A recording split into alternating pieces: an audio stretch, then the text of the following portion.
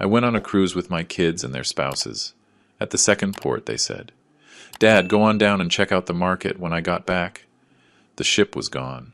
My luggage, also gone. They left me in a foreign country. No passport, no money, no name. But what they didn't know is that an old sea dog always finds his way back. And when I came back, I brought the storm with me. They saw me on the news. If this story moves you, subscribe. Every day there's a new story that could be yours. Tell us where you're watching from. I'm sitting on a green plastic chair in a police station in Cartagena, Colombia. I smell like old sweat, like sea salt stuck to my skin, like dry fear. I'm wearing the same white linen shirt I wore 2 days ago, back when I still believed my children loved me. Now it's wrinkled, stained with dirt at the elbows, with a coffee stain on the chest. I don't even remember spilling. Across from me, a young police officer is typing on an old typewriter. It sounds like bones breaking. Clack, clack, clack. There's a ceiling fan, but it doesn't make a full rotation. It gets stuck every 3 turns, making a metallic grinding noise that's driving me insane. A fly is walking on the yellow wall, slow, like it has all the time in the world. I'm counting the cracks in the cement, just so I don't fall apart right here, in front of this girl who keeps looking at me with pity. My name is Julian Morgan Reed. I am 78 years old. I was born in Houston, Texas, March 5th, 1947. I owned the biggest shipyard in Houston for 45 years. I built ships that sailed all over the Caribbean, ships that carried cargo, tourists, dreams of people who trusted my work. I employed over 200 men. I paid fair wages. I helped entire families eat, educate their kids, have dignity. And now I don't even have a damn piece of paper that says who I am. The officer looks at me like I'm a homeless man, someone who made up a story to get a meal. They don't believe me, and the worst part is, I'm starting to wonder myself if any of this is real, or if I'm losing my mind. 2 days ago, on the cruise, my grandson Mason hugged me tight on the ship's deck. He's 12 years old. He's still a kid, but his eyes aren't. He whispered in my ear, so low I could barely hear him, "Grandpa, I don't want you to go to the port tomorrow." I laughed. I ruffled his brown hair. "It's always messy." "Why not, kiddo? It'll be fun. We'll buy some nice things to take home." He looked down, staring at the white sneakers I bought him for his birthday. "Just don't go," he said that, and then ran off. I thought he was just playing, that kids say weird things. Now, sitting in this chair, with the plastic digging into my skin, I understand. He knew, my own grandson knew they were going to leave me, and he couldn't do anything, or maybe he was scared. What can a 12-year-old boy do against his own parents? The typewriter keeps clacking away. Clack, clack, clack. The fly is on the rim of my cold coffee cup now. There's a greasy film floating on the brown liquid. I haven't touched it. I can't swallow. My throat's been closed for a day. I close my eyes, and I see Sarah's face at breakfast. 2 mornings ago, when we were still on the ship, she was smiling. "Too much? Dad, it's terribly hot today, isn't it? You should come down to the port with me. It'll be good for you to stretch your legs." Grace Miller, Marcus's wife, jumped in, too quickly. "Yes, father-in-law. You should go. We'll watch your things here in the cabin. Don't worry about a thing." She has that way of talking, polite, proper, but cold as ice. I always knew Grace didn't like me, but I never thought she hated me this much. Grace insisted I leave my backpack, the black canvas bag where I kept everything, my passport, my wallet with $1,200 in cash, my cell phone, and the documents from Josephine's will that Marcus had asked me to keep safe. "It's safer here, father-in-law. Why carry all that in the heat? You'll be walking in the sun. Better to travel light." And I, like an idiot, I agreed. I left the backpack on the bed in his cabin. I only took my Panama hat and $50 in my pants pocket. $50 that I spent on souvenirs Sarah picked out. Souvenirs that are now lost in some market in Cartagena. Now I get it. She knew exactly what she was doing. It wasn't improvised. It was precise, calculated, planned like you plan a murder, because this was a murder. Even if I'm still breathing, the station door creaks open. A woman walks in, older, maybe in her late 60s, short gray hair, big sunglasses that she takes off as she enters, the black canvas bag where I kept everything, my passport, my wallet with $1,200 in cash, my cell phone, and the documents from Josephine's will that Marcus had asked me to keep safe. It's safer here, father-in-law. Why carry all that in the heat? You'll be walking in the sun. Better to travel light. And I, like an idiot. I agreed. I left the backpack on the bed in his cabin. I only took my Panama hat and $50 in my pants pocket, which had been beating like a broken drum for 2 days. Suddenly leaps. Someone saw me. Someone knows I'm not crazy. Someone knows this really happened. Elena looks at me, and in her eyes, I see something I haven't seen in days. True compassion. Not pity. Compassion. There's a difference. Pity makes you feel small. Compassion makes you feel human again. Sir, I was shopping in the same market. I saw when your daughter went to the bathroom and didn't come back. I saw when you started looking for her, asking everyone. I saw when you ran towards the port. She takes out her cell phone, Paran, an iPhone with a pink case, and shows something to the officer. I can't see the screen from here, but I see the officer's face change. Her eyebrows knit together, her mouth tightens. This is serious, the officer says. Elena nods. Very serious. This man was intentionally abandoned by his own family, and someone has to do something about it. The officer looks at me differently now, not with pity for a vagrant, but with respect for a victim. Mr. Reed, we are going to file a full report. We will contact the American Embassy. This is not going to be ignored. I nod, but I still can't speak. I have a lump in my throat the size of a fist. Elena sits in the plastic chair next to me. She smells like vanilla perfume. It's the first pleasant smell I've registered in 2 days. You are not alone, she tells me softly. I'm going to stay right here until this is resolved. I want to thank her, but if I open my mouth, I know I'll cry. And I've already cried too much. 78 years old, and I've cried more in these 2 days than in my entire life. So I just nod and watch the fly, which is now on the edge of the window. The officer asks, Mr. Reed, do you have any way to contact your family? And that's when reality hits me again, like a cold wave. I don't have their numbers memorized. I always called from my cell phone, and my cell phone is on the ship. Elena steps in. Officer, can we search for the cruise line's name online? Maybe there's a way to contact the company. The officer nods and starts searching on an old computer. It takes forever to load each page. I look at the clock on the wall. It's 3 in the afternoon. It's been 48 hours since I got off that ship. 48 hours that I know nothing about my children. 48 hours that they know perfectly well where I am. And they've done nothing. Nothing. Absolutely nothing. Elena takes out her phone again. Mr. Julian, would you allow me to post your story on my social media? I have about 8,000 followers.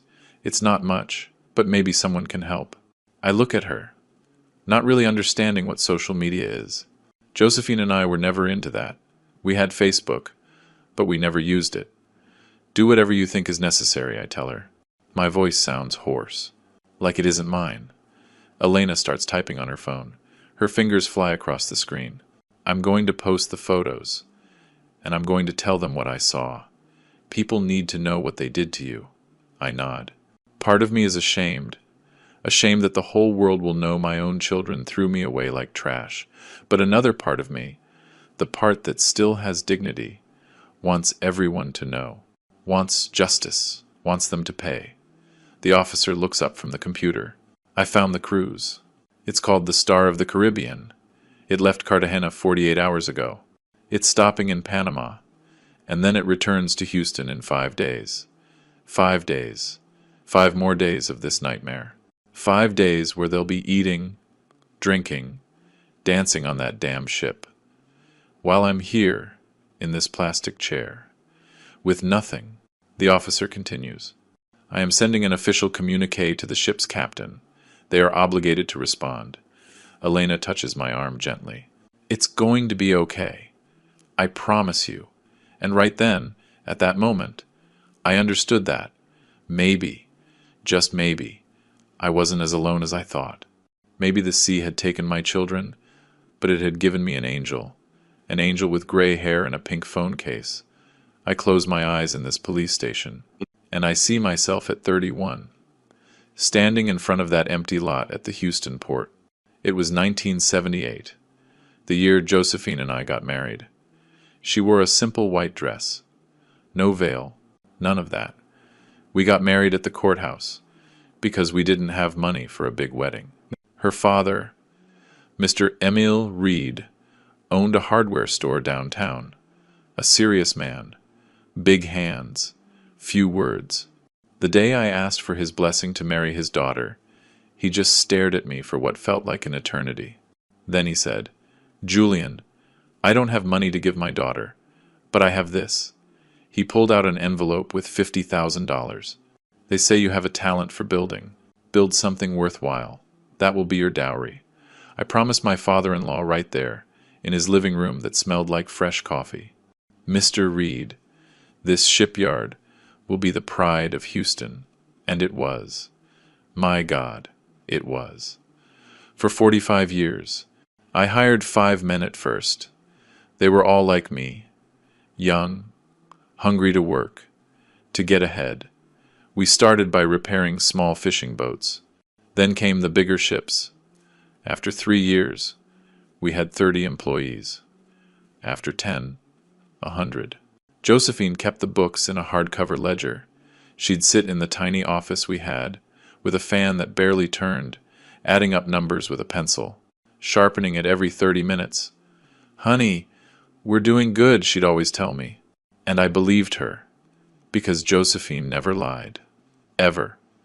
Marcus was born in 1973, 5 years before I opened the shipyard. He was competitive from day one, always needing to be the best at everything. He got straight A's in school, but not because he loved learning. He just couldn't stand another kid being better than him. He played soccer, and he'd get furious if they lost. He'd blame his teammates. Never himself, Josephine would tell me. "Honey, you need to talk to him. He has to learn to lose with dignity." I'd talk to him, but Marcus would just nod and keep doing the same thing. When he turned 22, he graduated with a civil engineering degree. I was proud. I thought he'd work with me at the shipyard. But he said, "Dad, I don't want to fix old boats. I want to build modern buildings." He went to work for a construction firm in New York City. He came back. Less and less. Sarah was born 3 years after Marcus, my princess. That's what I always called her. My princess. She was the only girl. And yes, we spoiled her. Josephine would scold me. "Julian, you're spoiling her rotten." And she was right. I was. But she was so sweet when she was little. She'd hug me and say, "Daddy, when I grow up, I'm going to marry you." I'd laugh. "You can't do that, sweetheart. But you'll find someone who loves you as much as I do." Sarah grew up beautiful, smart, polite. She married an accountant at 24, a good man, or so I thought. They had 2 daughters, but they divorced after 8 years. Sarah came back home with her girls. Josephine and I took care of them for 2 years, until she met her second husband. She never paid me back the $40,000 I lent her for the divorce. But it didn't matter. She was my daughter, my princess. Ryan, the youngest, was born when I was 34. He was a difficult baby, cried a lot, slept little. Josephine was up with him every night. I worked late at the shipyard, and I'd get home when they were already asleep. Ryan grew up quiet, shy, always hiding behind his siblings. He got bullied in school. Fatty, they called him. Ryan wasn't fat. He was stocky, strong. But kids are cruel. He started eating more, as a defense. And yeah, he gained weight. At 16, he started drinking. We'd find bottles hidden in his room. Josephine would cry. What did we do wrong? I didn't know how to answer. Ryan never finished college. He worked at the shipyard with me for 5 years, but he was always late, always smelled like alcohol. I had to fire him. It was the hardest day of my life, firing my own son. He didn't speak to me for a year. In 1995, something happened. I never forgot. An explosion at the shipyard.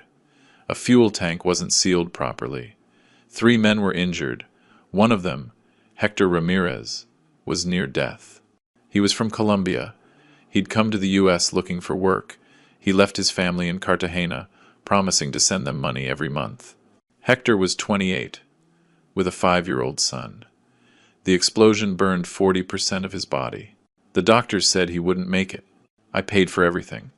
The private hospital, the surgeries, the skin grafts, the rehab. It cost me over $200,000. The shipyard's insurance didn't cover all of it. It didn't matter. Hector was my responsibility. Josephine sold her gold earrings, the only ones she had, to help pay. When Hector got out of the hospital, 5 months later, he hugged me, crying, Hector told me, his voice still rough from the smoke. Mr. Julian, you saved my life. My family will be eternally grateful. If you ever need anything, anything at all, my family will be there. I swear it on my life. I patted him on the shoulder. You don't have to swear anything, Hector. Just get well and keep working. And he did. Hector Ramirez worked at my shipyard for 20 more years, until he retired and went back to Colombia. We'd email sometimes. He'd send me pictures of his son, Michael, as he grew up. Then the emails became less frequent. Life goes on. Promises are forgotten. Or so I thought. I never imagined that promise, made by a burned man in a hospital bed, would be what saved me 30 years later. But I learned that later, much later. In 2020, I had a stroke. Well, that's what the doctor called it. A mild stroke, he said. I was in the shipyard office, looking over some blueprints, when suddenly I couldn't move my left arm. My mouth drooped. One of my workers saw me and called an ambulance. I spent 3 days in the hospital. Josephine never left my side. The doctors said I was lucky. It could have been worse. But they warned me, Mr. Julian, you have to cut back on the stress. You need to rest. You're 73 years old. Marcus came down from New York. He sat at the foot of my bed. Dad, it's time. Let go of the shipyard. You've done enough. Rest. I didn't want to. The shipyard was my life. But Josephine took my hand and said softly, Honey, I want you to rest, too. I want us to be together, without all this worry. And I gave in. For her, I gave in. I sold the shipyard in 2020. I got a good price, $3 million. It was a lot of money. Josephine and I were going to travel, see the places we'd always dreamed of. But Josephine got sick. 6 months later, pancreatic cancer. The doctors said it was aggressive. 3 months they gave her. She lived for 8. She fought every single day. I was with her until the last second. She died in our bed, in the house where we lived for 42 years, holding my hand. Her last words were, Honey, take care of the will. Promise me you'll only open it when it's time. I didn't understand why she said that. But I promised her. I promise, my love. Rest. She closed her eyes. It was January 5th, 2021, just after New Year's. Josephine always said that was her favorite time of year, when everything felt new. She died on her favorite day. After the funeral, my kids started with the questions. Dad, when are we opening the will? Dad, we need to know what Mom left. Dad, we have to get the legal stuff sorted out, I told them. When it's time, your mother left clear instructions.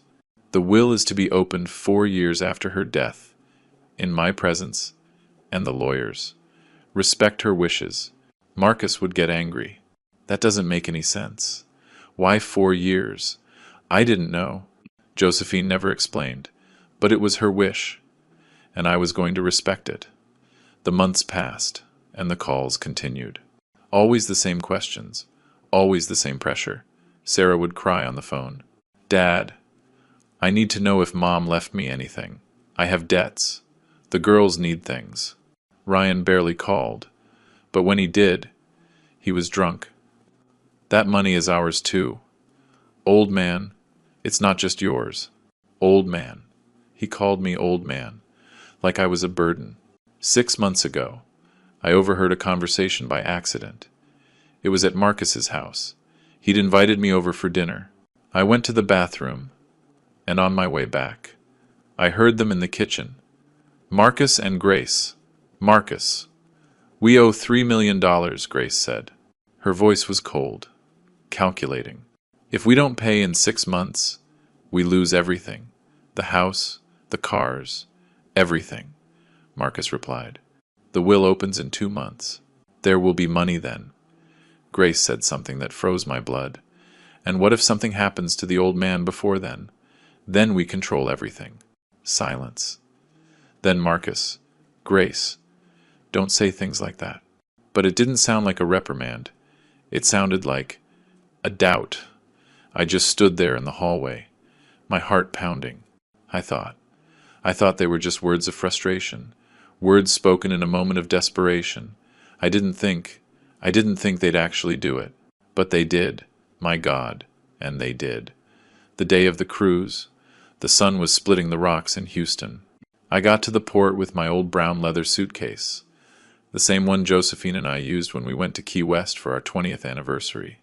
It feels like it's full of bricks. I packed clothes for 7 days, my blood pressure medication, the book I'm never going to finish, and the photo of Josephine I always carry in my wallet. I walk up the metal ramp.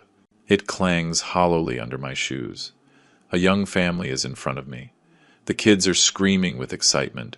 Behind me is Marcus, with his modern, black, shiny rolling suitcase.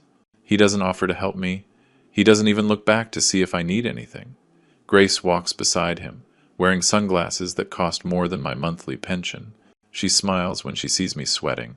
How exciting, father-in-law. Your first cruise, her voice is rehearsed, like a bad actress in a cheap soap opera. We check in at the reception.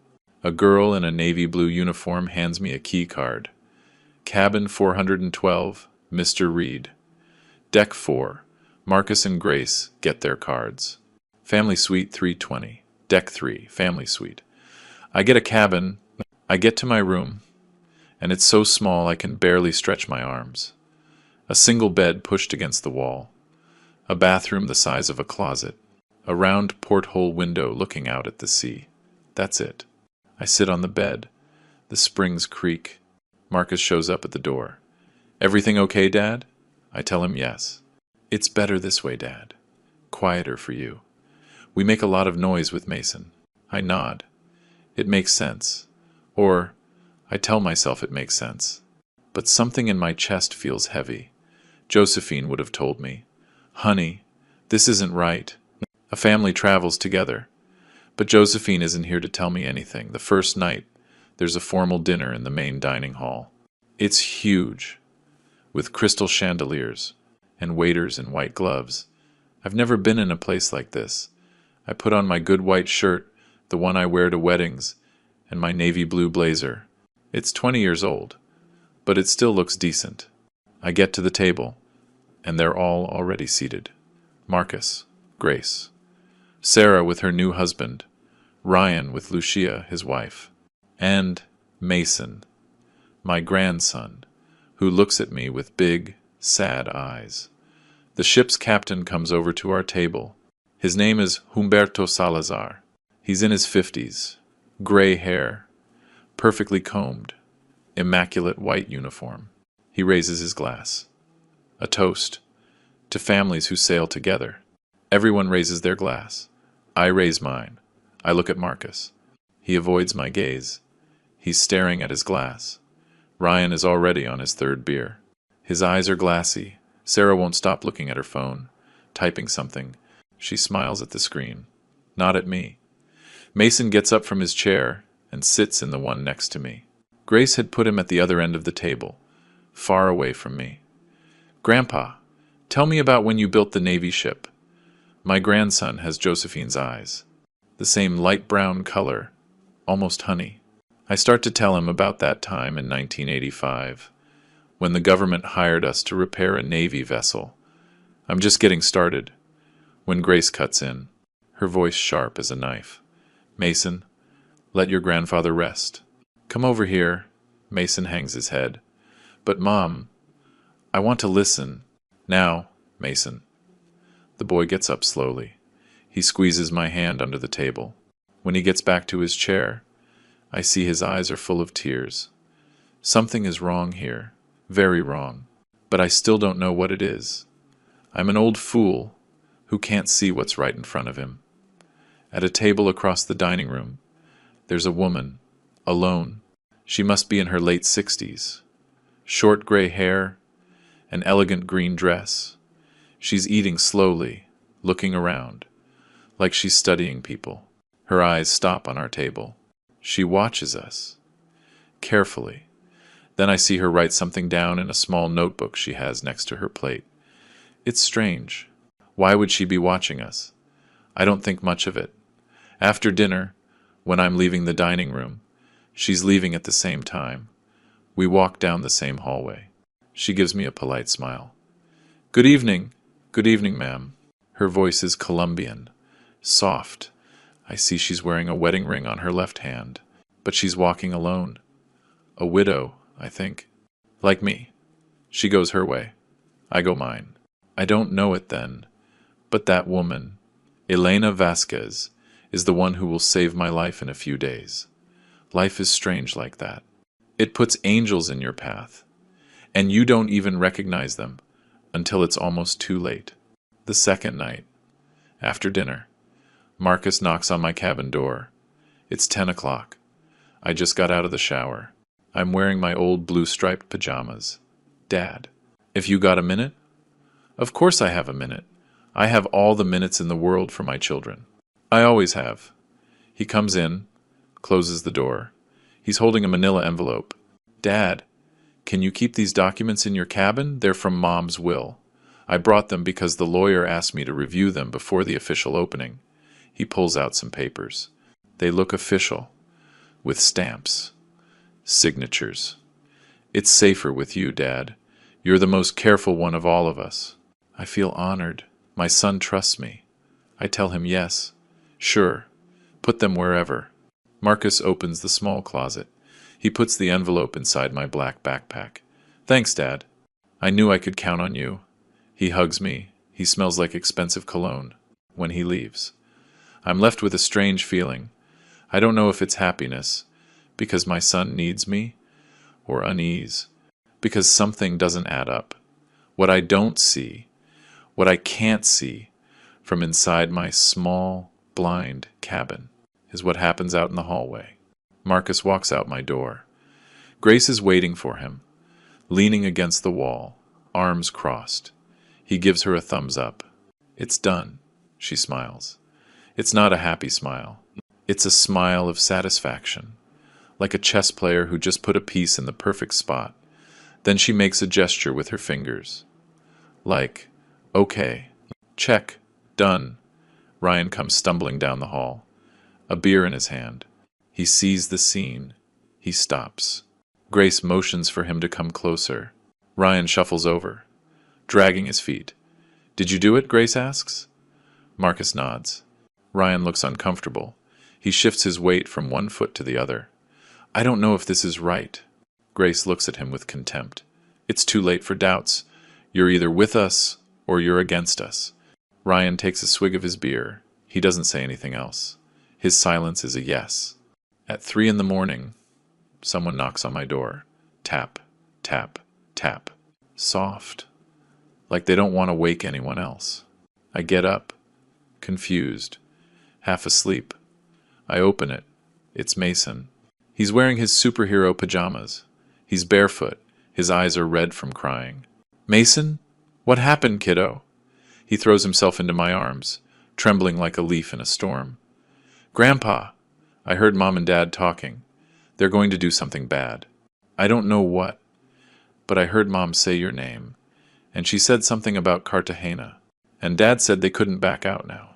My heart starts to beat faster. What else did they say? I don't know, Grandpa. They scared me. Mom sounded. She sounded like when she's mad, but pretending she's not, and Dad just kept saying yes to everything. I stroke his hair. It's damp with sweat. The kid is terrified, but old fool that I am, I don't understand the gravity of what he's telling me. I think it's adult stuff. Money problems. Maybe their marriage. I sit Mason on my bed.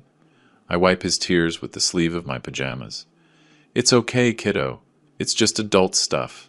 Sometimes parents have difficult conversations, but everything's going to be all right. He looks at me with those Josephine eyes, so much like hers it makes my chest ache. Promise, my grandpa. I promise. A lie. It's a lie. I don't know it yet, but it's a lie that will haunt me for the rest of my life. I give him a glass of water. I walk him back to his suite. I knock on the door. Grace opens it. She's wearing a red silk robe. She looks at me, annoyed. What happened? Mason had a nightmare. He came to my room. She yanks the boy inside.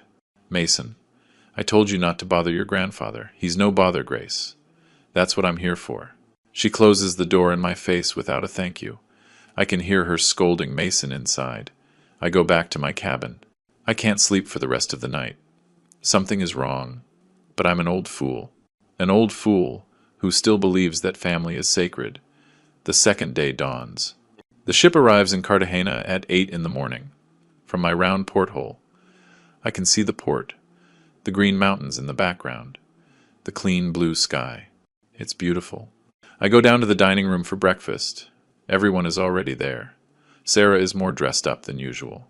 She's wearing a white flowered dress, big sunglasses, even though we're inside. I sit down. I order coffee and toast. The air is tense, like before a storm. Sarah takes a sip of her orange juice, wipes her lips with a napkin. Dad, it's really hot in Cartagena today, isn't it? They say it's going to be like 93 degrees. I nod. Yes, it's hot. She smiles. Too much.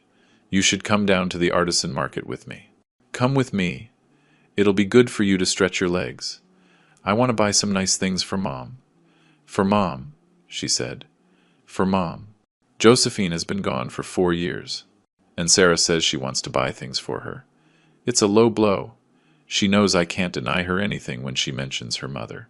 My chest tightens when Sarah says, For Mom. That phrase disarms me. It leaves me defenseless.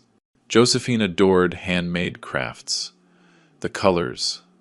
The things made by hand. Whenever we traveled, we'd come back with bags full of embroidered tablecloths, clay figures, things we never needed, but that she loved to have. To remember we were here, she'd say. I look at Sarah. She's smiling. A sweet smile. My princess's smile. All right, honey.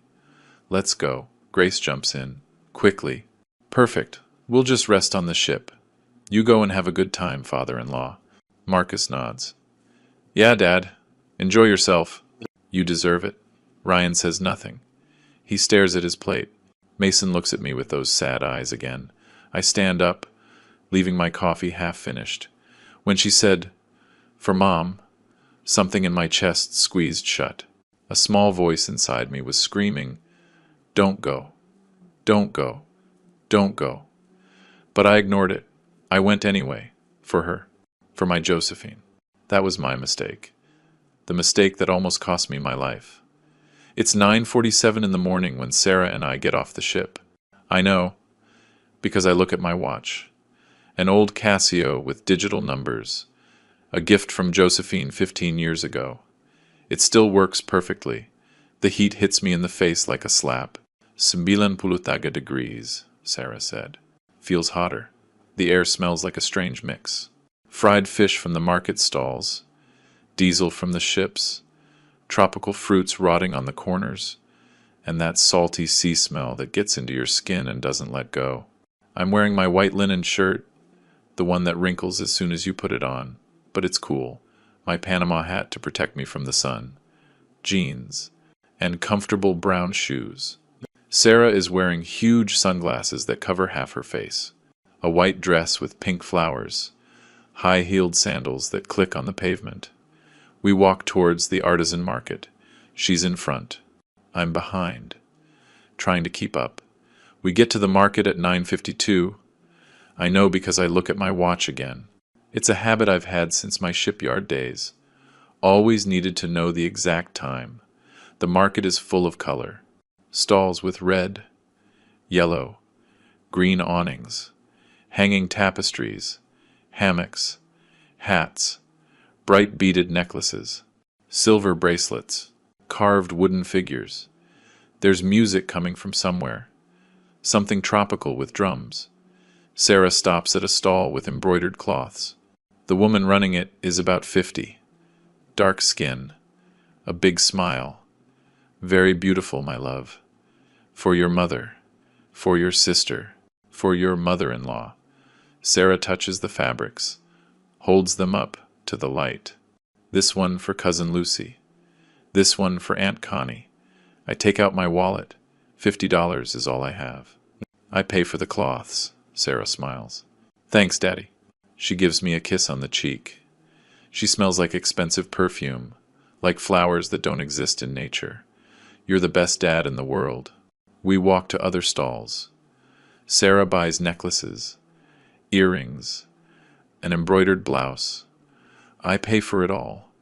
It's 10:15 in the morning. She stops suddenly, puts her hand on her stomach.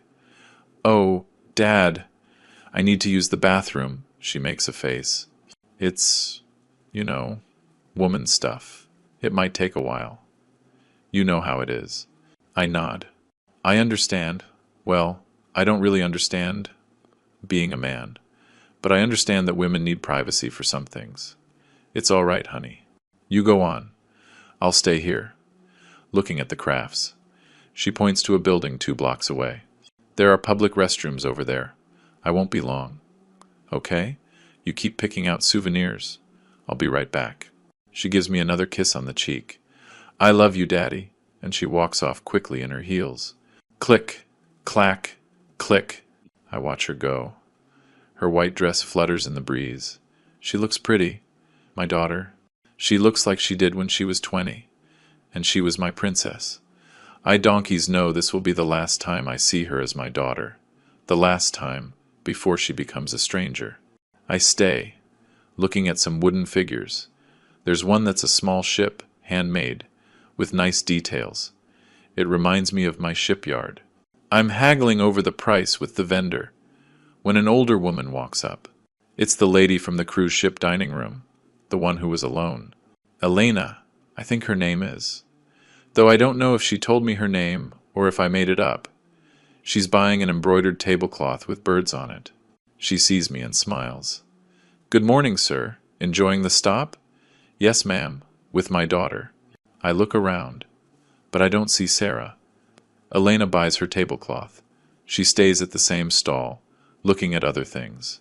I buy the little wooden ship. The vendor wraps it in newspaper. It's 10:17 in the morning. Sarah said she'd be right back. Right back is 15 minutes. Max. I wait. The sun is beating down on the pavement. I feel sweat running down my back, under my linen shirt. I take off my hat. I wipe my forehead with a handkerchief. 10:35. Sarah's not back. I start checking my watch every 2 minutes. 10:37. 10:39. 10:42. It's been 20 minutes. Maybe the line for the bathroom is long. Maybe she felt sick. Women have those issues. Stomach problems. Things a man doesn't understand. I try to stay calm. I walk around the nearby stalls, looking for her. White dress with flowers. Should be easy to spot. But I don't see her. I ask a woman selling hats. Excuse me. Have you seen a lady in a white dress? About 50. brown hair. The woman shakes her head. No, sir. A lot of people pass through here. I ask another vendor. Same answer. My heart starts to beat a little faster. It's not panic yet, just worry. Maybe Sarah got lost. Maybe she's looking for me. I go back to the spot where we separated. I wait there, like a statue, so she can find me when she comes back. 10:50. 50 minutes. This isn't normal anymore. I walk towards the public restrooms she pointed at. I find the building. It's an old concrete building, painted a dirty white. There's a line. Tourists. Local women with market bags. I go up to a lady who's waiting. Excuse me, could you do me a favor? I'm looking for my daughter. She went into the bathroom about an hour ago. Have you seen a lady in a white dress? The woman looks confused. An hour ago? No, sir. I've been here 20 minutes, and I haven't seen anyone in a white dress. I ask her for another favor. Could you please check if she's inside? I'm worried. The woman is kind. She goes into the bathroom. She comes out a minute later. There's no one in a white dress in there, sir. Just two young girls fixing their hair. Something cold runs through my body, like ice water in my veins. Are you sure? Positive, sir. Do you want me to ask if anyone saw her? Please. She goes back in. Comes back out. Nobody saw her. 11:05 in the morning. The first real wave of panic hits me. My daughter has disappeared. She's in a city she doesn't know. In a foreign country. What if something happened to her? What if someone took her? Cartagena is beautiful, but it's dangerous too. Everyone knows that. I start walking faster, checking every stall, asking every person I see.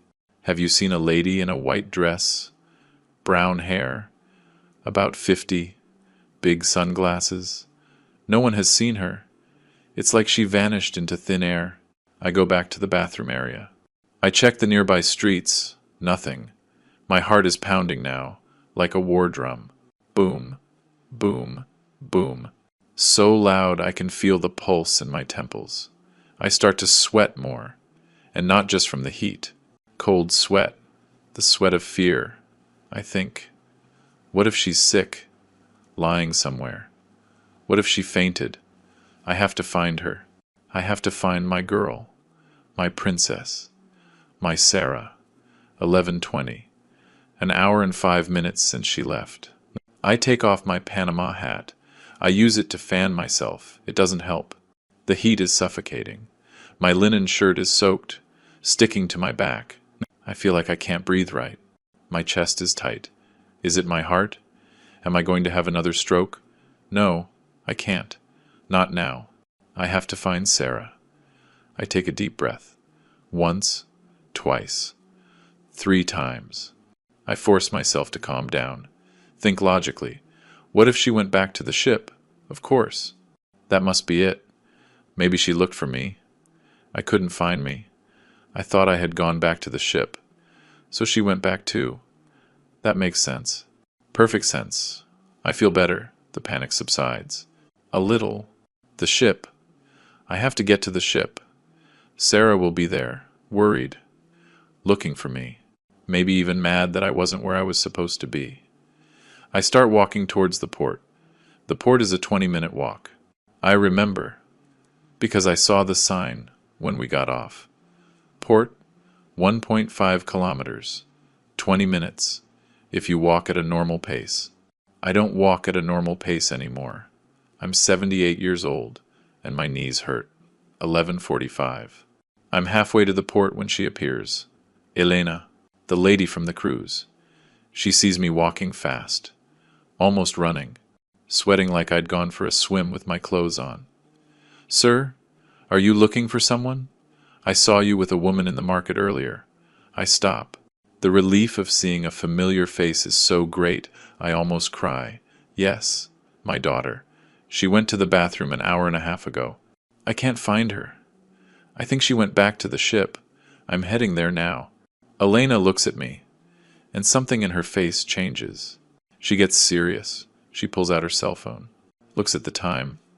Sir, are you a passenger on the Star of the Caribbean? Yes, yes. That's why I'm running. I'm sure Sarah is waiting for me there. Elena swallows hard. She puts a hand on my arm. Sir. Her voice sounds strange. Scared. That ship. It sets sail in 15 minutes. The world stops. 15 minutes. 15 minutes? No, that can't be. I look at my watch. 11:47. The ship leaves at 12. They always leave at 12. They said so in yesterday's announcement. There are 13 minutes left. 13 minutes. And I'm 20 minutes away. No. No. No. No. Sir, we have to run. Now. Elena starts to run.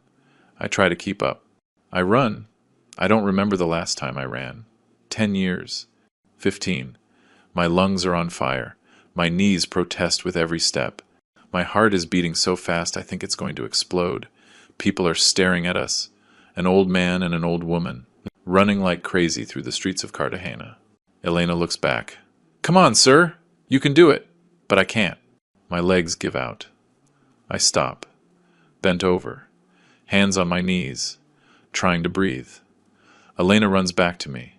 No, I can't. I can't go on, I gasp. She wouldn't leave me here. My daughter. She wouldn't do that. Elena looks at me, with an expression I can't decipher. Pity, horror, understanding. Sir, we have to try. Come on. She grabs my arm. We walk fast as I can. We turn one corner, then another. The port is in sight. I see ships, lots of ships. Which one is ours, the Star of the Caribbean? It has to be there. We enter the port area. Security guards, tourists with luggage, last-minute souvenir vendors. I scan the area. Where is it? Elena points. There. I see a large, white cruise ship pulling away from the dock. Slowly, very slowly, but pulling away. On the stern, I can read the name in blue letters. Star of the Caribbean. No, it can't be. I run the last few yards to the edge of the dock. Wait! I'm a passenger, I shout, with all the voice I have left. Sarah! Marcus! I'm here! I wave my arms. The ship keeps moving away. Slow, unstoppable, like death, like being forgotten. 15 minutes. If we just had 15 more minutes. But we didn't. And my daughter. My daughter. She didn't leave me here. She wouldn't do that. It can't be. This has to be a mistake. A terrible, terrible mistake. If you're listening to my story, please tell me in the comments where you're watching from. Sometimes, knowing someone is out there, listening, makes me feel less alone in all this. It's 11:47 in the morning. Elena is pulling my arm. Sir, we have to run. Now. And we run. My God. We run. How long has it been since I've run like this? My knees protest, creaking like old wood. My lungs burn, like I've swallowed fire. Every breath is a knife in my chest. 78 years old. I'm 78 years old, and I'm running through the streets of Cartagena like the devil himself is chasing me. Maybe he is. Maybe the devil has my children's faces. People are staring. A young couple steps aside. A coconut vendor shouts, Careful, old man. I keep running. I can't stop. If I stop, I lose the ship. If I lose the ship, I lose my family. Although, I've already lost them. I just don't know it yet. Elena is running beside me. Come on, sir. Almost there.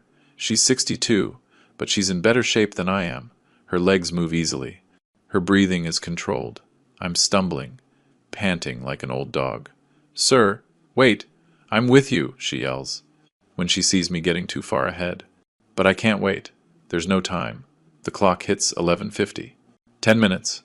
10 minutes left before the ship sails. 10 minutes, and we're 15 minutes away. The math doesn't add up, but math has never stopped a desperate father. I keep running. My Panama hat falls off. I don't stop to pick it up. Let it stay there. Whoever wants it can have it. I just need to get to the ship. 11:51. My foot catches on a loose paving stone. I fall to my knees, hands out to break the fall. My right palm scrapes against the rough cement. It stings. I see blood. Not much, but it's blood. Elena runs up. Sir, are you okay? I get up, my knees hurt, but they work. I'm fine. Let's go. We keep going. I'm limping now. My right knee protests every time I bend it. A tall, blonde, German tourist looks at me, concerned. He says something in his language. I don't understand. I push past him. A hat vendor yells, Grandpa, careful! You're going to kill yourself. It doesn't matter. I'd rather die running than be left here, alone, abandoned, like a dog on the side of the road. 11:53. I have to stop. I have to. My legs won't respond.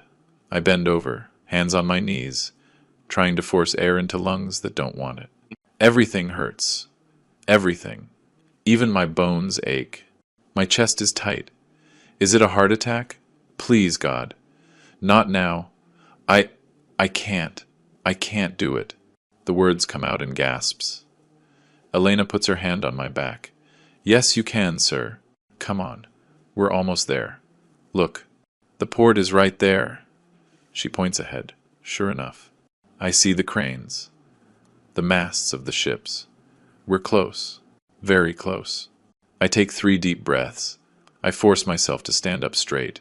My body is screaming no. But my heart, that stubborn old muscle that still loves its children, says yes. We keep walking. Fast. I can't run anymore, but I walk as fast as I can. 11:58. We reach the port entrance. There's a gate. A security guard in a blue uniform.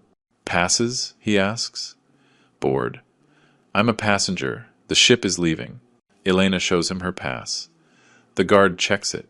You can go, ma'am. And you, sir? I check my pockets. The cabin key card. Where is it? Right pants pocket. No. Left. No. Shirt pocket. Not there either. I left it on the ship. It's in my backpack. The guard shakes his head. No pass. No entry. Elena steps in. He's a passenger on the Star of the Caribbean. It's leaving right now. The guard looks at his watch. Ma'am, that ship sails at 12. It's 2 minutes to 12. Boarding is closed. But he's right here. No pass. No entry. Elena looks at me. She makes a decision. Come on. She pulls me. We slip past the side, through an opening in the fence. 12:01. We're running down the pier. There are several ships docked. Which one is ours?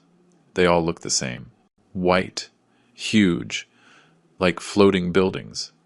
Which one is it? Elena asks. I scan the ships. The Star of the Caribbean. Where's the name? There, on the stern of one, further down. Blue letters. Star of the Caribbean. There. That's it. But something is wrong. The ship isn't at the dock. There's water between us and the ship. 10 feet. 20 feet. The ship is pulling away. Slowly, but pulling away. We run towards it. My lungs can't take any more. But I run. We get to the edge of the pier, just as the ship is 30 feet out. A port worker is coiling up the ropes. Sir, I'm a passenger. Boarding is closed, sir. I'm sorry. 12:03. I stand at the edge of the pier. The ship moves away. Slowly. Like in slow motion. Like a nightmare. I can see the deck. There are people up there. Tourists. Waving goodbye to the port. Is Sarah up there? Is Marcus? I raise my arms. Faintly. I yell. With all the voice I have left. Sarah! Marcus! I'm here! You missed me! Come back! My voice breaks on the last word. I yell again. Ryan! I'm here. It's me. Your dad. I keep waving my arms. Maybe they'll see me. Maybe the captain can turn back. Ships can turn back. Right? It's just a matter of telling them. Elena is next to me. She's yelling too. Waving her arms. But the ship keeps moving away. 50 feet. 100 feet. 200 feet. On the deck of the ship, someone sees me. It's a child. Messy brown hair. Mason. My grandson is leaning over the railing on deck 5. He sees me, I know he sees me, because he raises his hand. He's crying. I can see the tears shining on his face. Even from here, he raises his hand, like he's saying goodbye, or asking for forgiveness. Grace appears behind him. She puts her hands on his shoulders. She pulls him back. I see her say something to him. I can't hear what, but I know she's saying, "Don't look," or "Get inside," or "It's not your fault." Mason disappears inside. Grace stays there for one more second. She looks right at me. Our eyes meet across the 200 feet of salt water. She doesn't raise her hand. She doesn't make a gesture.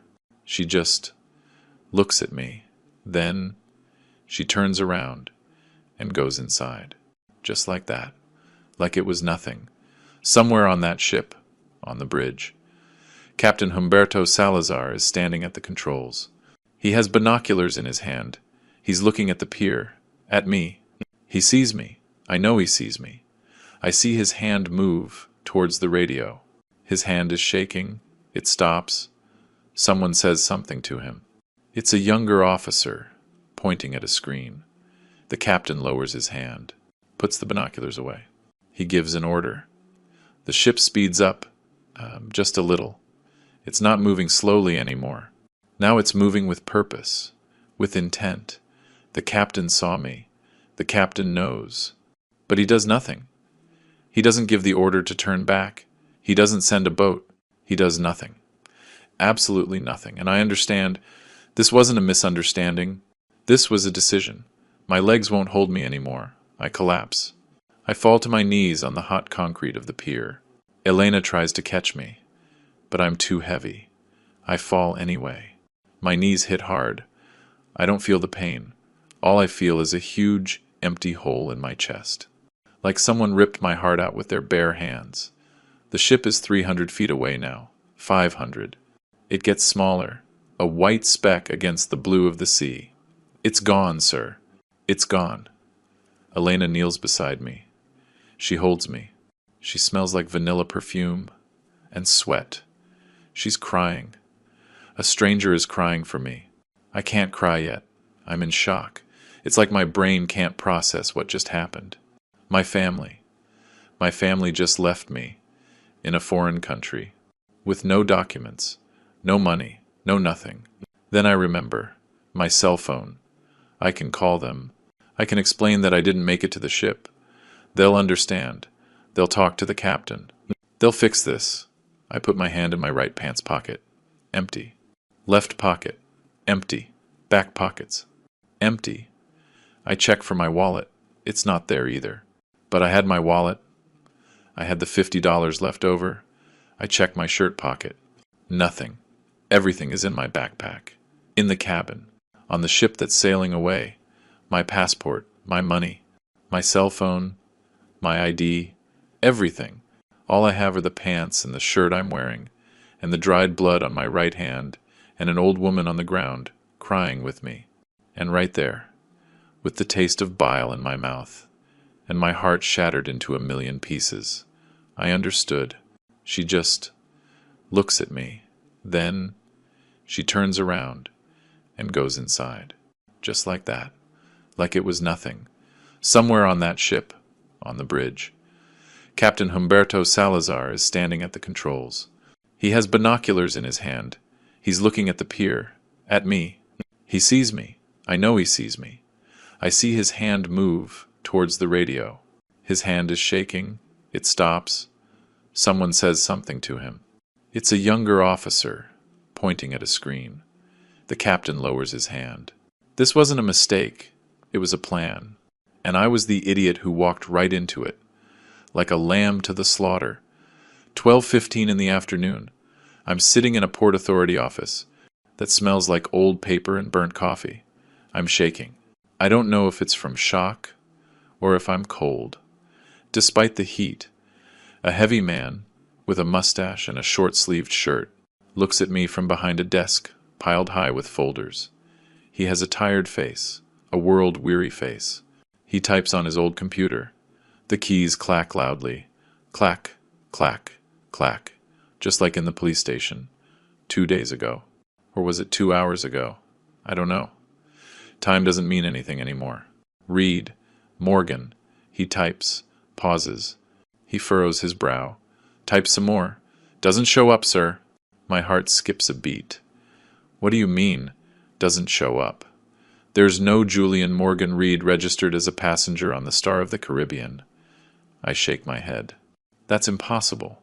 Like he's seen too many weird things. All right, sir. Tell me what happened. My voice comes out raspy. I'm Julian Morgan Reed, passenger on the Star of the Caribbean, cabin 412.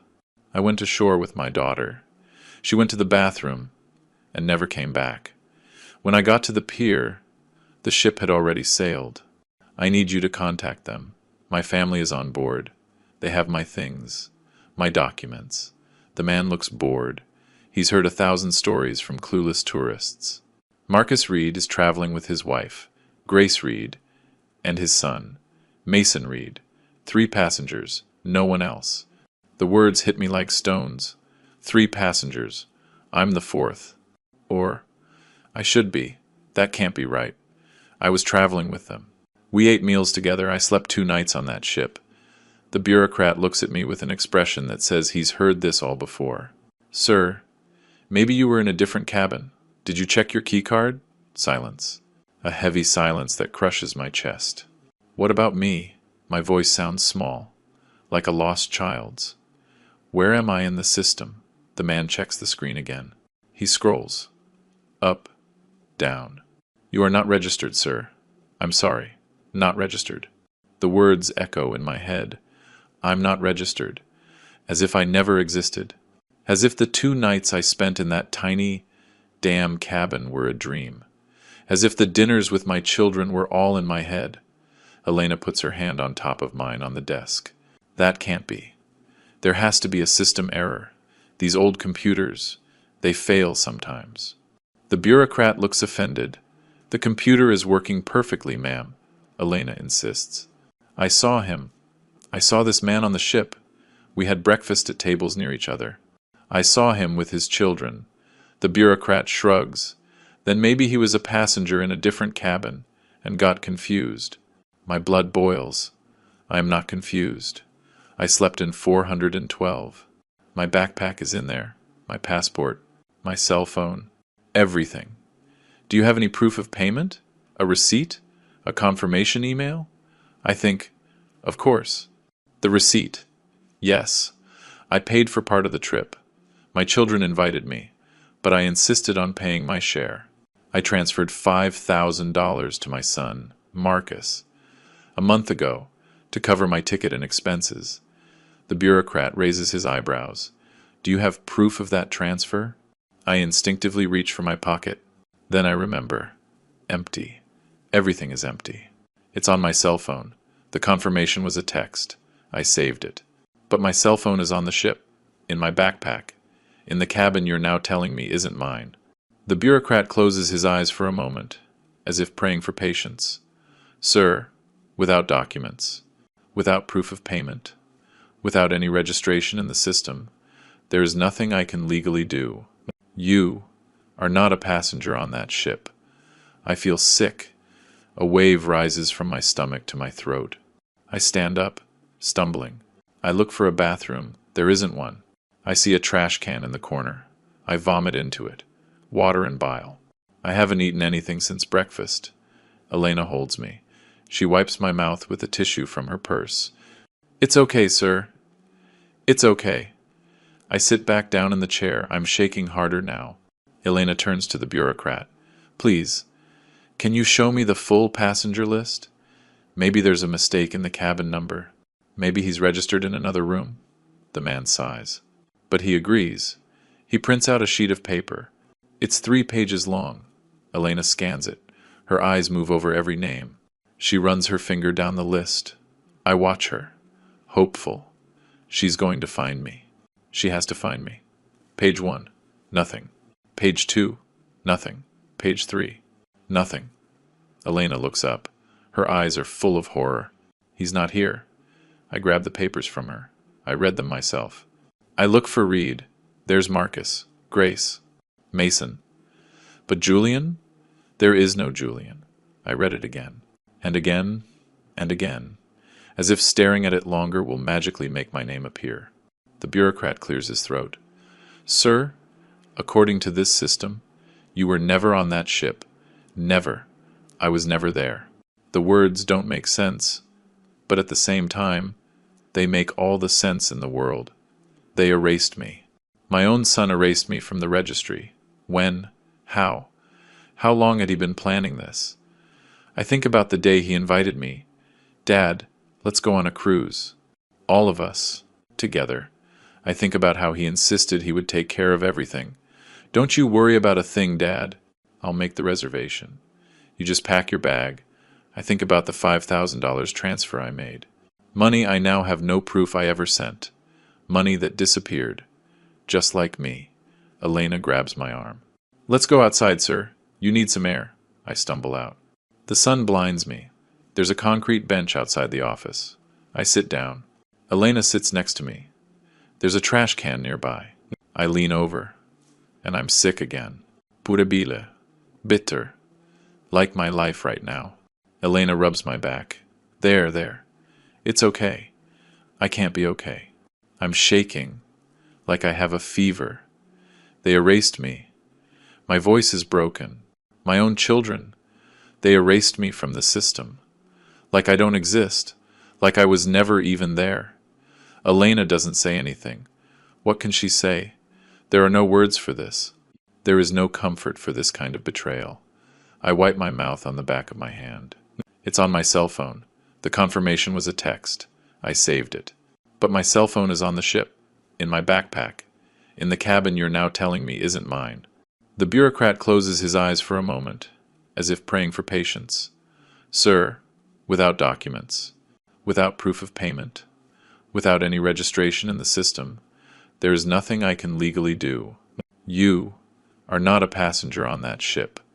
I feel sick. A wave rises from my stomach to my throat. I stand up, stumbling. The blue water.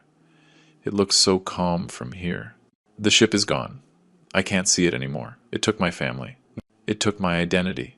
It took the last 4 years of my life, waiting for that will to be opened, so we could all be together again.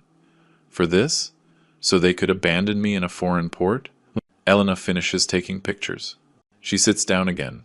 Mr. Julian, we're going to fix this. We're going to the American consulate. They can help you.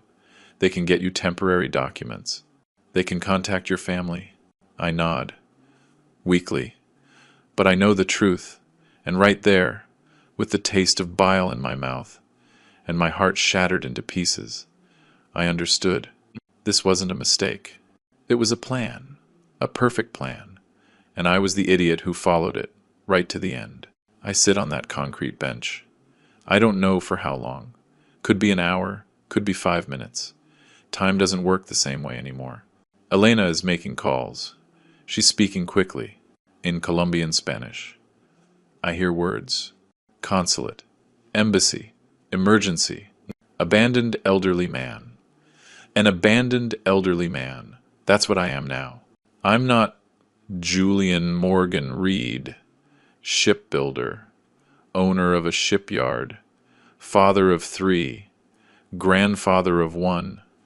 I'm an abandoned elderly man, with no name, in a port in Cartagena, with no documents to prove who I am, with no money to even buy a glass of water, with no family looking for me, with no one, except this 2-year-old Colombian woman, who doesn't know me from Adam, but who is here, making phone calls, fighting for me, crying for me.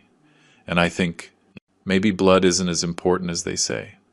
Maybe family isn't who gave you life. Maybe family is the one who stays. When everyone else sails away on the ship, 6 in the evening, Elena takes me to a shelter. It's an old building, with peeling yellow walls. It smells like damp and cheap detergent. Stay here tonight, Mr. Julian. Tomorrow, we'll figure out what to do. She gets me a bed, in a room shared with 5 other men. I sit on the thin mattress. The springs creak. Elena brings me a glass of water. Here, You need to hydrate. I drink it without really tasting it. The water tastes like chlorine. She sits next to me. I'll be back early tomorrow. Will you be okay? I nod. A lie. I won't be okay. I'll never be okay again. But she needs to go. She's already done too much for me. Elena squeezes my hand and leaves. 7:30 at night. Elena comes back with a borrowed cell phone. It belongs to the woman who runs the shelter. She said you can make one call. I think. Who can I call? My children abandoned me. My friends. I haven't spoken to most of them in years. Then I remember Dr. Armando Cisneros, my old friend, Josephine's friend. He'll know what to do. Elena dials the number I give her. She waits. Puts it on speaker. Ring, ring, ring. Voicemail. The number you have dialed is not available. She hangs up. She dials again. Same result. Do you want to try another number? I shake my head. There's no one else. There is literally no one else in the world who can help me. Elena takes the phone back. We'll try again tomorrow. 8 o'clock. I can't stay here. This room is suffocating me.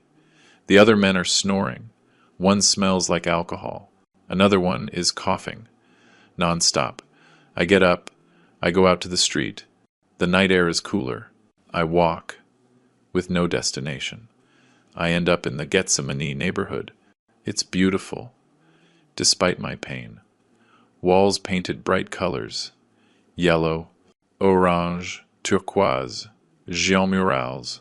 Flowers in the windows. Music is pouring out of the bars. Salsa. Other music. Young people laughing, dancing. Couples holding hands. Families eating at tables outside the restaurants. Life. So much life. All around me. And me.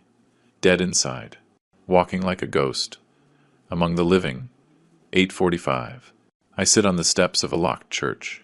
I watch the people pass by. A young man with a professional camera is taking pictures of tourists. He's charging them about $20 a photo. He looks to be about 28. Long black hair, tied back in a ponytail. A few days stubble. He's wearing a black t-shirt and ripped jeans. He looks at me, goes back to his customer. But he looks at me again. He finishes with the tourist, puts his money away. He walks towards me, stops. About 10 feet away, he's staring at me. Mr. Julian? His voice is shaking. I look up. Do you know me? The young man gets closer. Are you? Julian Reed? From Houston? My heart beats faster. Yes, I am. Who are you? The young man kneels in front of me. His eyes are full of tears. I'm Michael Ramirez. My father worked at your shipyard. You saved his life. The world stops. Ramirez. Hector Ramirez. The man from the explosion. Hector? I whisper. Michael nods. Yes, sir. Hector Ramirez was my dad. He uses the past tense. Was. Michael wipes his eyes. He passed away 2 years ago. Cancer. But until his last day, he talked about you. He'd say, Michael, if you ever see Mr. Julian, you pay the debt. Our family owes him everything. I start to cry. I can't help it. Michael hugs me. Right there, on the steps of that church. I cry, in the arms of a stranger, who is the son of my dead friend. Michael sits next to me. He takes out his phone, shows me pictures. This is my dad. Do you remember him? I see Hector, older, gray hair, but smiling. I was 5 when the explosion happened. I don't remember much, but Dad told me the story all the time. How you ran into the fire, how you carried him out, how you paid for the whole hospital, how Mom and I ate because of you, while Dad couldn't work. Michael scrolls through more photos. Hector at the shipyard, Hector with his family. He always talked about you. He said, you were the noblest man he ever knew, that we owed you our lives. I break down again. Your dad was a good man, a great man. Michael looks at me. really looks at me. He sees my dirty clothes, my scraped hands, my swollen eyes. Mr. Julian, what are you doing here? In Cartagena? Alone? And right there. I just fall apart. I tell him everything. The cruise, the invitation, the abandonment, the ship leaving, my name erased from the system, my lost documents, my family, who left me like I was trash. Michael listens, in silence. His face changes. First confusion, then shock, then rage, a rage so strong. His hands are shaking. Your own children? I nod. My own children. Michael stands up. He paces in circles. No, no, no, no. This is not going to stand. This cannot be happening. He stops, looks at me. Mr. Julian, will you let me take your picture? I hesitate. Pictures? What for? Michael kneels again. I'm going to post this on my social media. I have a lot of followers. I'm a photographer. My work gets shared a lot. The world has to know what they did to you. There has to be justice. I shake my head. I don't want to cause trouble. They're still my children. Michael grips my shoulders. Mr. Julian, they abandoned you. They erased you.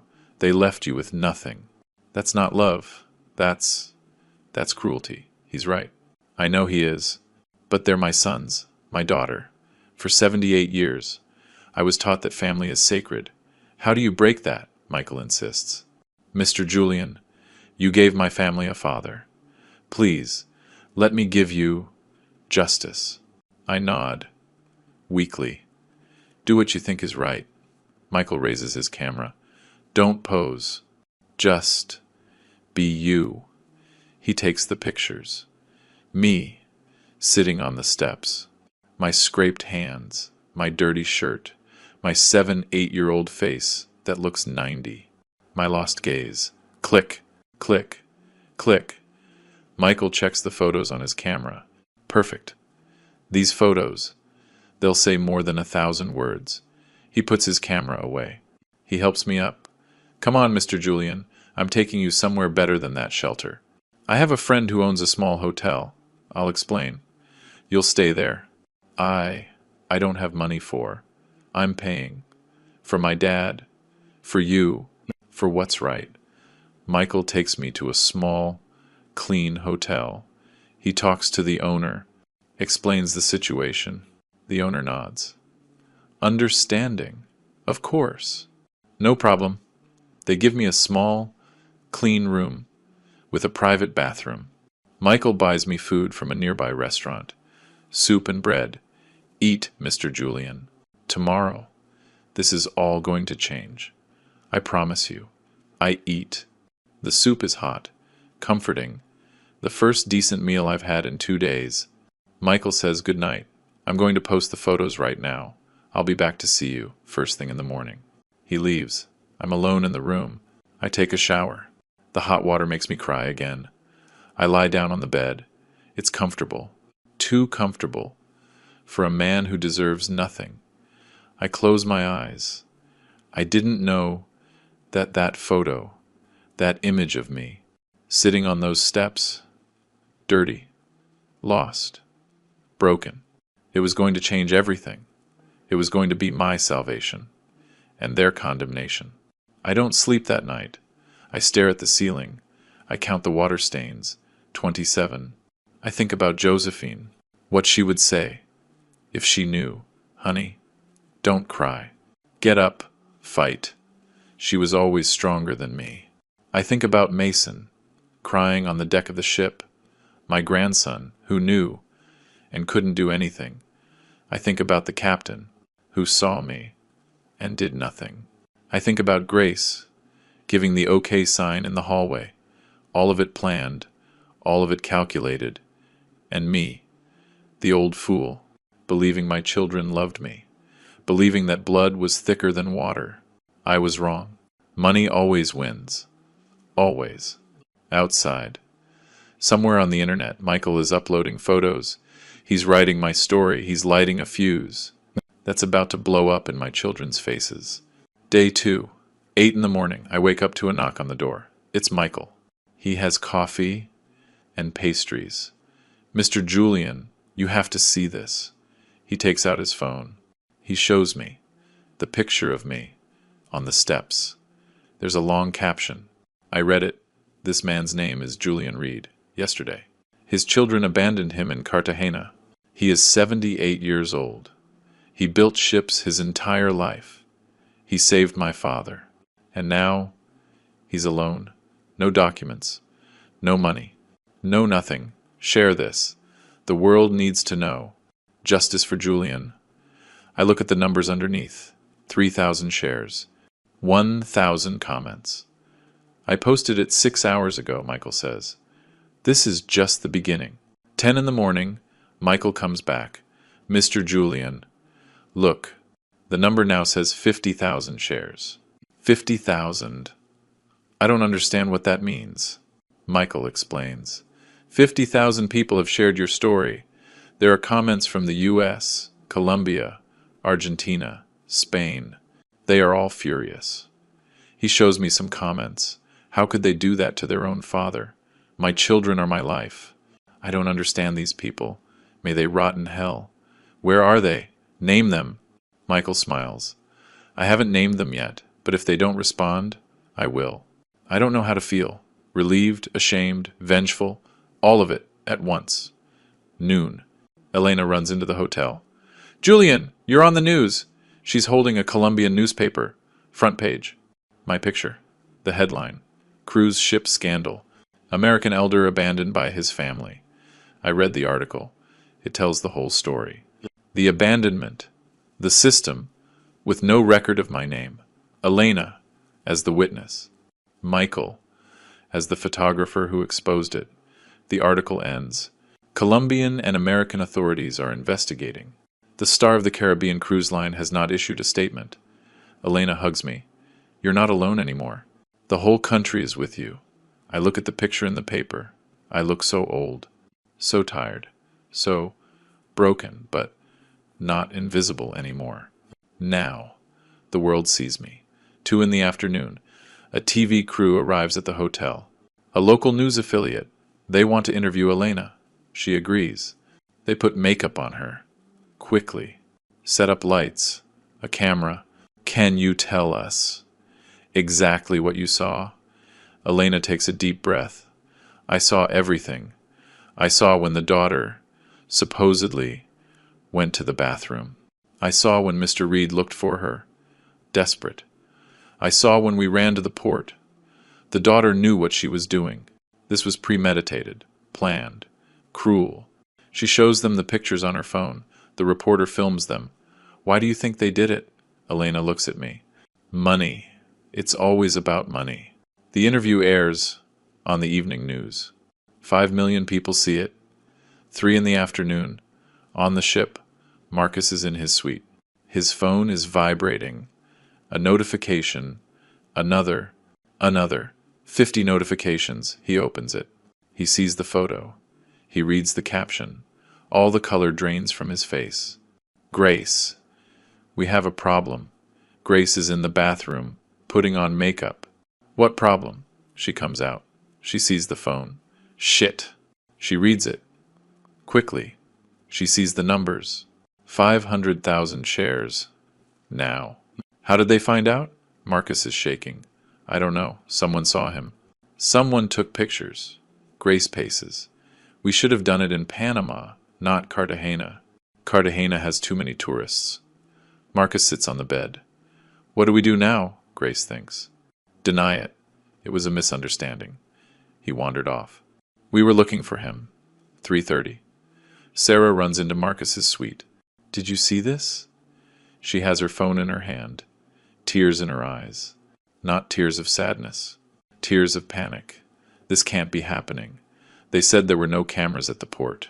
They said it was safe. Grace shushes her. Keep your voice down.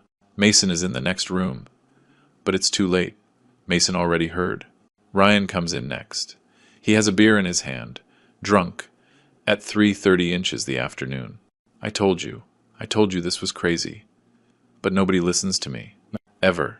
Nobody listens to me. He collapses on the sofa. We're screwed. Completely. Totally. Screwed. 4 in the afternoon. Captain Humberto Salazar gets a call from corporate. Captain, we have a situation. The internet is exploding with a story about a passenger abandoned in Cartagena. Do you know anything about this? Salazar feels the floor drop out from under him. I saw a man on the pier. But I thought.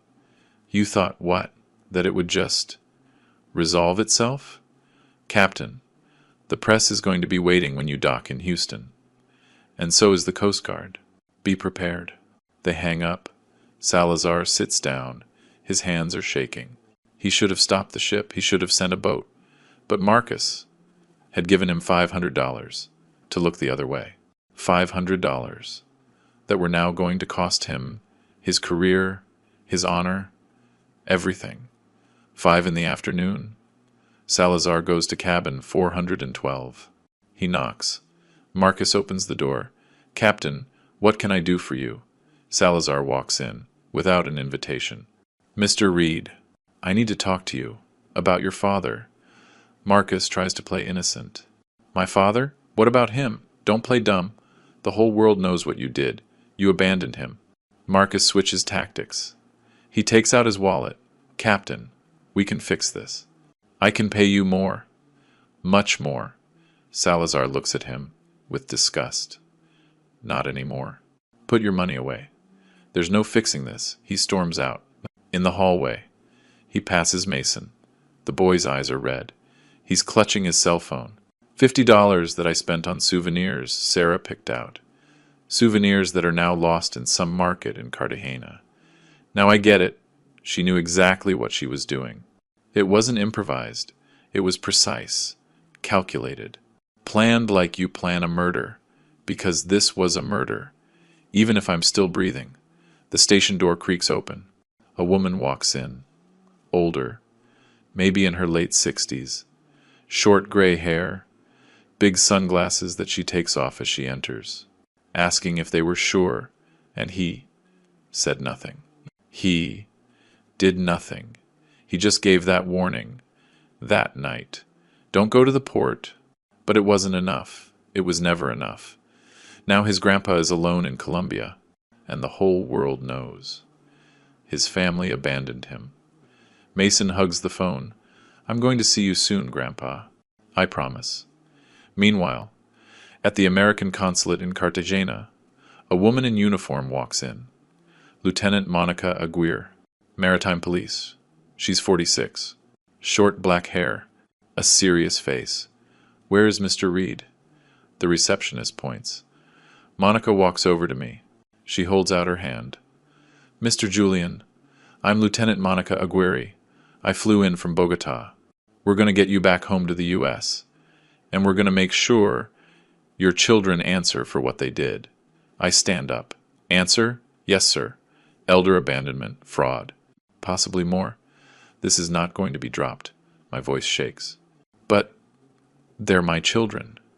Monica looks at me, with eyes that understand. I know, sir, and I'm sorry. But the law is the law. I sit back down. Monica sits across from me. Mr. Julian, I lost my father 3 years ago. He was abandoned, too, in a nursing home. The family promised to visit. They never came. He died alone. So, when I saw your story, I had to come. I had to help. She has tears in her eyes. This tough woman, in a uniform, with a gun on her hip, has tears. You are not going to die alone. You are not going to be forgotten. You have my word. And right there, with this uniformed woman in front of me, a 8-year-old photographer fighting for me, a Colombian widow defending me, I understood something. My voice. The voice my children tried to drown in the sea. The voice they thought no one would ever hear was being heard by millions, by an entire continent. And that voice was going to bring justice, even if it broke my heart in the process. Day 4, Houston International Airport. It's 2 in the afternoon when I get off the plane. Lieutenant Monica Aguirre is on my right. On my left is a young lawyer who offered to represent me for free. His name is Richard Maldonado. He's 32. He says his grandfather was also abandoned by his family. That's why I'm doing this, Mr. Julian. For my grandfather, who's gone. We walk out into the terminal, and they're there. Dozens of reporters, TV cameras, flashes, blinking me, microphones, stretching towards me like snakes. Mr. Julian, over here, Mr. Julian. One question. Monica holds up her hand. A brief statement, nothing more. A reporter from a local station yells the loudest. Mr. Julian, how does it feel to be back home? I take a deep breath. I look at the cameras. I feel like my wife has been avenged. The words land like a bomb. The reporters are silent for 1 second. Then they explode with more questions. What do you mean by that? Did your wife know something? But Monica is already moving me out of there. We walk fast towards the exit. Outside, there are more people, not press, regular people, with signs, Justice for Julian, elders deserve respect. We're with you, Mr. Julian. An older woman comes up, crying. My son abandoned me too. Mr. Julian, thank you for speaking, for all of us. She hugs me. She smells like soap and tears. I don't know what to say. I just pat her on the back. We get into an official SUV. Monica drives. We're going straight to the port. The ship docks at 4. I look at the clock. 2 hours. In 2 hours, I see my children. I don't know if I'm ready. I'll never be ready. 4 in the afternoon. The port of Houston, the Star of the Caribbean, is docking. It's huge from here. White, imposing, like a monster, returning after swallowing my life. There's more press, more police, a crowd of onlookers. The ship finishes docking. They lower the ramp. The first passengers start to come off. Happy tourists, tanned, with bags full of souvenirs. Then I see them. Marcus comes out first, gray suit, sunglasses that don't hide his pale face. Grace is behind him, a scarf over her head, huge sunglasses, trying to hide. Sarah comes next. No makeup, hair pulled back. She looks 10 years older. Ryan closes the line. He's staring at the ground. The 4 of them walk down the ramp. They see the crowd, the cameras, the police. They stop. Marcus looks to where I'm standing. Our eyes meet. He wants to say something, but he can't, because Mason comes running off the ship. My grandson sees me. He yells, "Grandpa!" He runs down the ramp. Grace tries to grab him. "Mason, no! Stay here!" But the boy is fast. He dodges her hand. He runs towards me. Marcus yells, "Mason, get back here!" He doesn't go back. He reaches me. He throws himself into my arms. He's heavier than I remember. He almost knocks me over. But I hold him. I hold him tight. He smells like kids' shampoo and tears. "I'm sorry, Grandpa. I'm sorry. I'm sorry. I'm sorry." He's sobbing into my shoulder. His whole little body is shaking. I knew, I heard them. And I didn't do anything. I couldn't do anything. I stroke his hair. It's soft. Like when he was a baby. It's not your fault, kiddo. It was never your fault. The cameras are filming us. The flashes are exploding. But I don't care. I have my grandson in my arms. And that's the only thing that matters right now. The only good thing left of my family. Mason clings to me. I'm not going with them. I don't want to go with them. It's okay.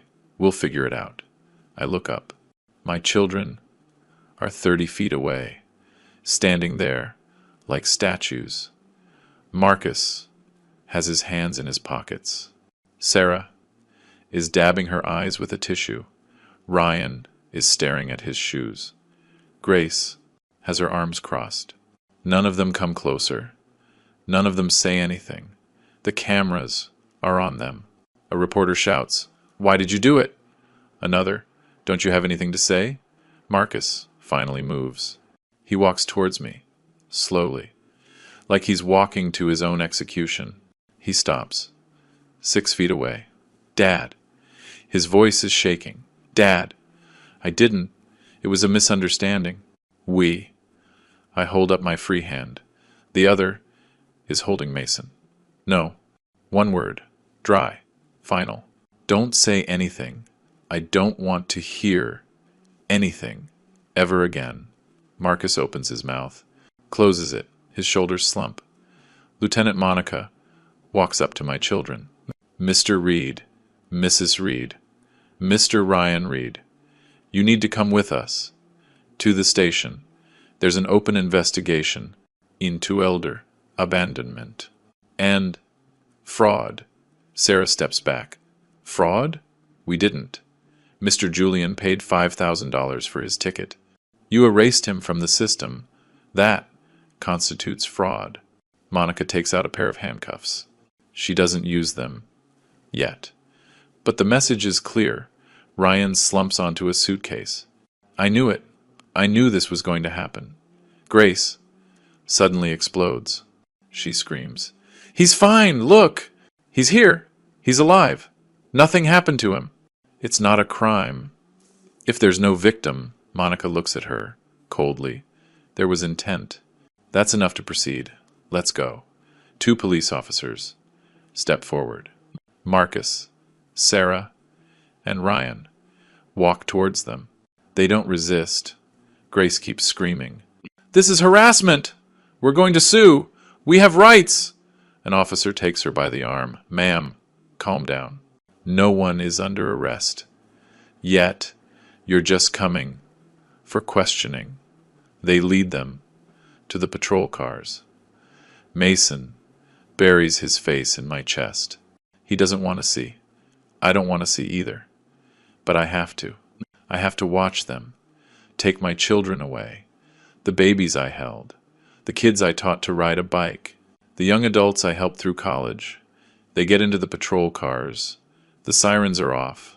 But the silence is louder than any siren. The crowd applauds. Some people yell, "Justice! Make them pay!" I don't applaud. I don't yell. I just hold Mason, and I feel my heart breaking in two, because they are still my children. Even after they destroyed me, they are still my children. Suddenly, a familiar voice. "Julian!" I turn. Dr. Armando Cisneros is walking towards me. He's 81, hair completely white, a cane in his hand, but his eyes are the same, the eyes of my oldest friend. "Armando!" I hug him with one arm. The other is still holding Mason. "I tried to call you from Colombia. You didn't answer. I know, I was in the hospital. Another knee surgery. But as soon as I got out and saw the news, I came right here." He reaches into his coat pocket. He pulls out a yellowed envelope, old, sealed, with red wax. "Julian, Josephine gave this to me 4 years ago, the day before she died. My heart stops. She told me, 'Armando, if something happens to Julian, if my children do what I think they're going to do, you give him this. Only if that happens.' I thought she was delirious from the medication, but I kept it, and now," he holds the envelope out to me, "now is the time." I take the envelope. My hand is shaking. The wax is unbroken. No one has opened this in 4 years. Mason looks up. "What is it, Grandpa?" "It's a letter from your grandmother." I break the seal. I pull out a folded sheet of paper, good stationery, with Josephine's monogram in the corner, her perfect cursive handwriting. I read it in silence first. The words hit me like waves. Then I read it out loud, so everyone can hear. The cameras push in closer. My love, if you are reading this, it's because our children did what I was afraid of. I know them better than you think. I know what they are capable of. I saw how they treated me in my last months. The impatience, the questions about the money, the looks. That's why I changed the will 2 weeks before I died. Everything goes to you. The house, the savings, the investments, everything. And if anything happens to you, if they succeed in hurting you, everything goes to charity. They get nothing, not $1. Forgive them, if you can. My love, I couldn't, but you were always a better person than me. I love you. I always loved you. Take care of Mason. He is the only one who is pure. Your Josephine. I finish reading. There's complete silence. Even the reporters are quiet. I look at the paper. Tears are falling on the ink, but they don't blur the words. Josephine knew, my wife knew, 4 years ago, that my children would try something like this. That's why the sealed will. That's why the 4-year wait. To protect me, to give them time, to show who they really were. And they did.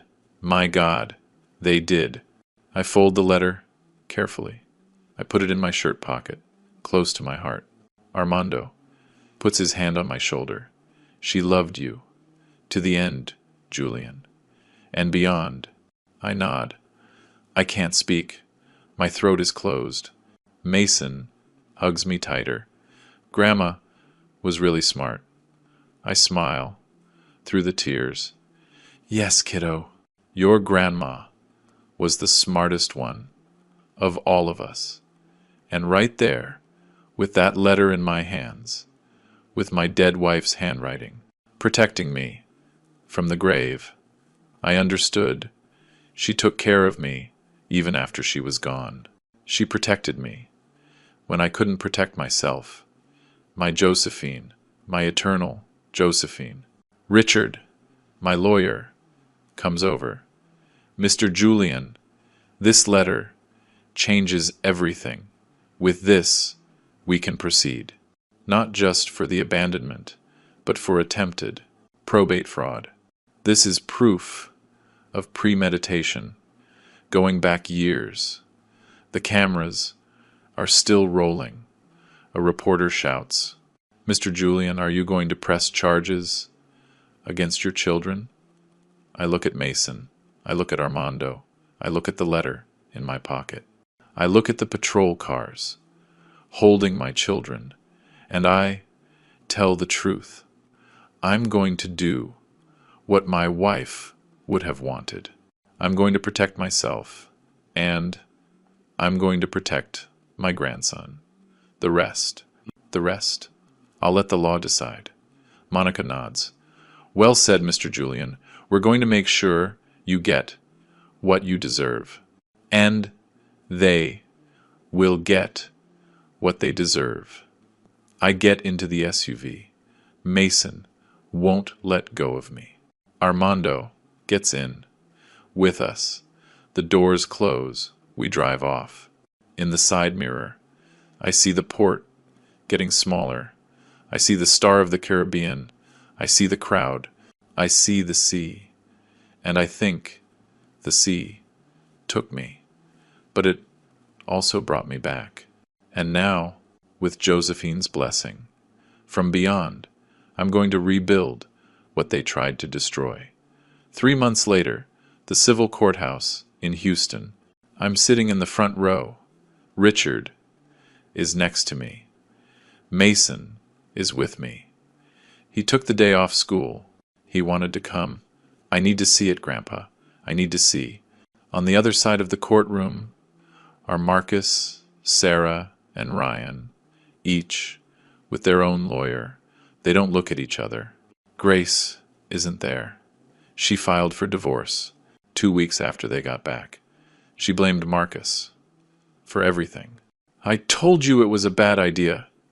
You insisted," she screamed at him in front of everyone at the police station. She took half of what little they had left. Marcus looks 10 years older, thin, dark circles under his eyes. Sarah has her hair pulled back in a simple ponytail, no makeup, a black dress. She looks like she's at a funeral. Maybe she is. Ryan is the only one who looks at me. His eyes are red. He's been sober for 3 weeks. He's in rehab. The judge enters. We all stand. Civil case. Number 247. Reed versus Reed. Please be seated. The judge reads the verdict. After reviewing all the evidence presented, this court finds that the defendants, Marcus Reed, Sarah Reed, and Ryan Reed, acted with premeditation in the abandonment of their father in a foreign territory, while there were no grievous physical injuries or death.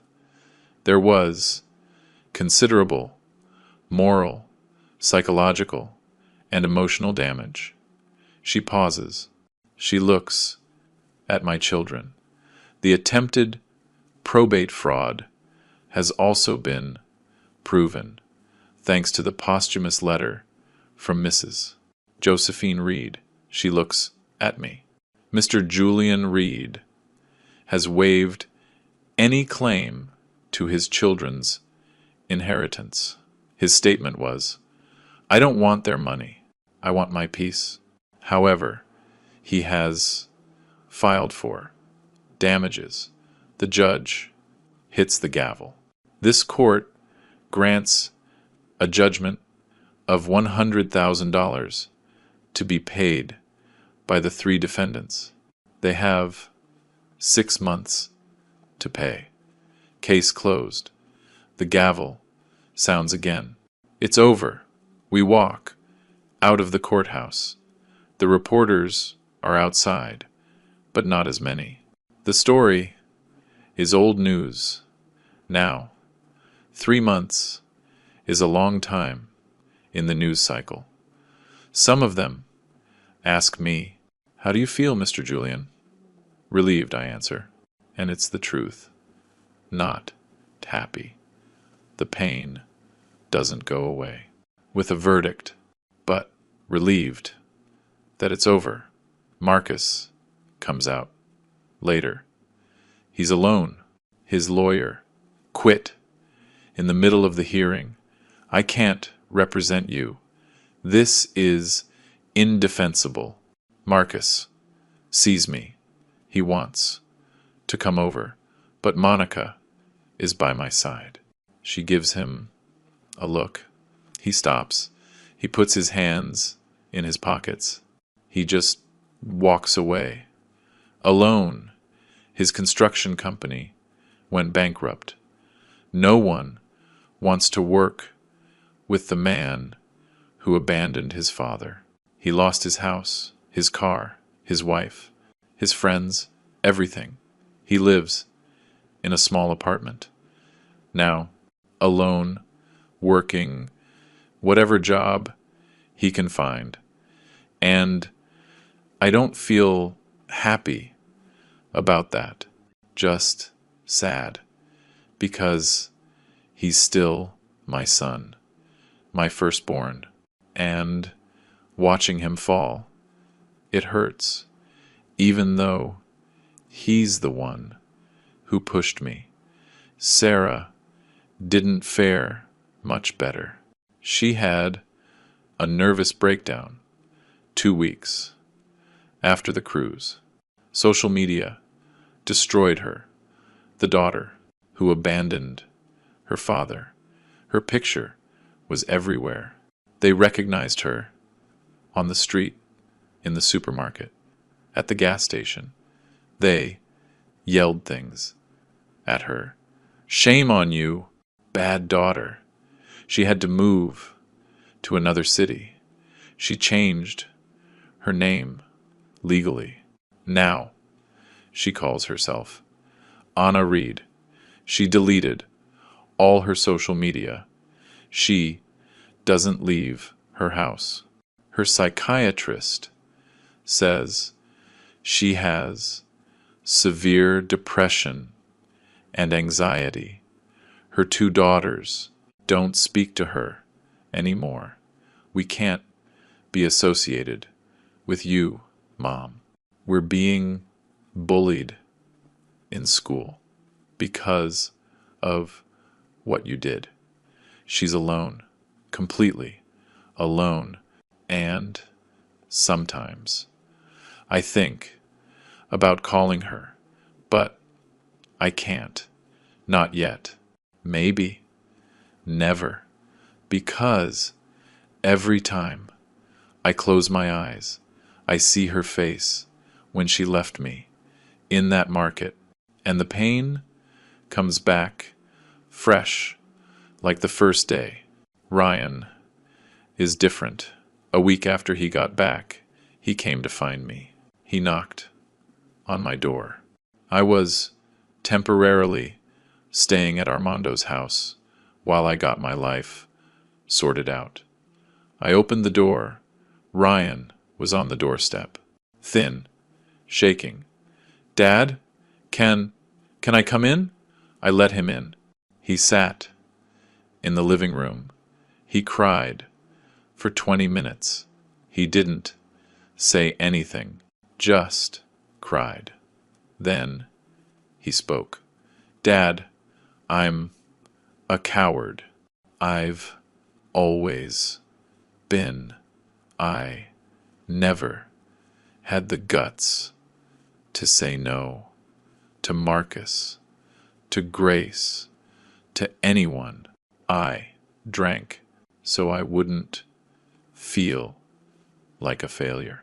And when they made the plan, I knew it was wrong. I knew it. But I did nothing. I didn't even warn you.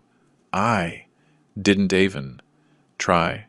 His voice broke. I'm a coward, and I'm sorry. I'm sorry. I wasn't the son you deserved. I looked at him. I saw the chubby kid who got bullied, the teenager who hid behind bottles, the broken man in front of me, and I said, Ryan, you can still change. It's late, but it's not too late. Ryan checked into rehab 3 days later. He's been sober for 3 months. He goes to therapy. He's working at a mechanic's shop. He doesn't make much, but he's proud of his work. He calls me every Sunday. How are you, Dad? I'm okay, son. Is Mason okay? He's good. And you? Do you? Do you think you could ever forgive me? I don't know, Ryan, but I respect you for trying. It's not forgiveness. Not yet, but it's something. Mason lives with me. Now, legally, they have shared custody. 1 week with Marcus. 1 week with me. But after the first month, Mason told me, Grandpa, can I just stay with you always? I talked to Marcus. Your son needs you, but he needs stability, peace. Marcus, defeated, agreed, take him. I don't know how to be a father anymore. And so, Mason stayed with me. I feel safe. With you, Grandpa. Those words are worth more than all the money in the world. Captain Humberto Salazar paid his price. 2. The cruise line's investigation proved that he saw my abandonment and did nothing. Worse, they found the $500 deposit Marcus had made, bribery, and gross negligence. They fired him. 30 years of his career gone. A month later, he showed up at my door. Mr. Julian, I know I have no right, but please forgive me. I looked at him. I saw a broken man, like I had been. Captain, I'm not the one you need to ask for forgiveness. It's your mirror. It's your conscience. I can't help you with that. He nodded. He left, I heard later. He's working on a fishing boat. Now, small, making a tenth of what he used to. His wife left him. His adult children won't speak to him. The sea took everything from him, just like it almost took everything from me. But I was lucky. I had people who helped me. He didn't. Elena, my Colombian angel, ended up moving to Houston. I have nothing left in Colombia. My husband is gone. My children are in the States. Why not start over here? She bought a small house 3 blocks from mine. Every Sunday we have lunch together. She cooks. She makes a home-cooked meal that reminds me life still has flavor. We're 2 survivors. Julian, she tells me, the sea tried to drown us, but here we are. Sometimes I think Josephine sent Elena to me. That from up there she saw everything and said, my love needs help. Send someone. And Elena showed up with her pink phone case, with her enormous heart, with her compassion that saved me. It's not romance. We're both too old and too tired for that. It's something better. It's true friendship, the kind that doesn't need words to understand. Michael Ramirez came to visit last month. He brought his girlfriend, a nice girl, studying to be a doctor.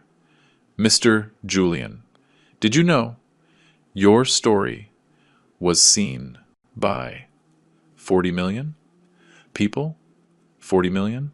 He showed me the numbers on his phone, shares, views, comments from the US, Colombia, Argentina, Spain, all over the world. Your story changed the conversation, Mr. Julian. People are talking more about elder abandonment.